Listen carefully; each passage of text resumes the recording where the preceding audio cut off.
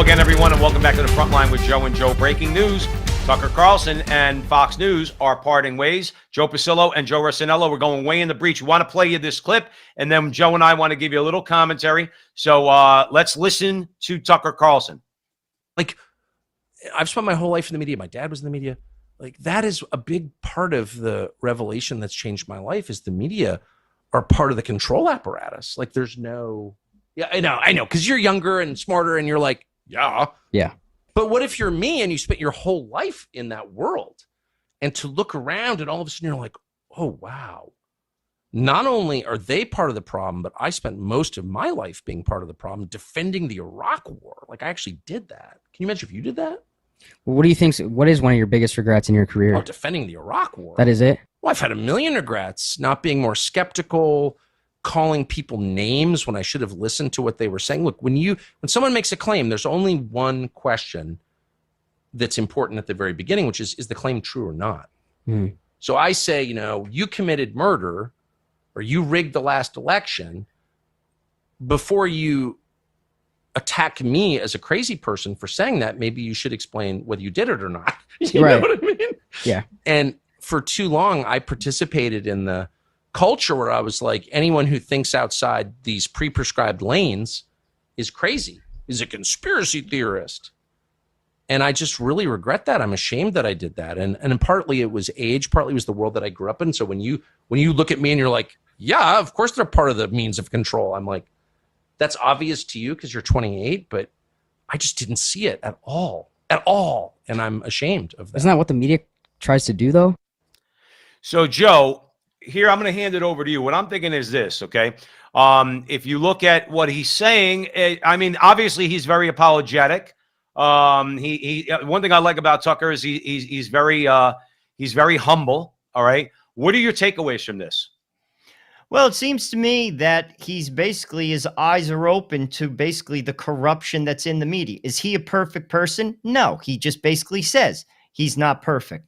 But ultimately, the media is a tool for the establishment and the government, and it's been proven. Now, granted, a lot of people are critical of his January 6th coverage. He did cherry pick it, let's be honest.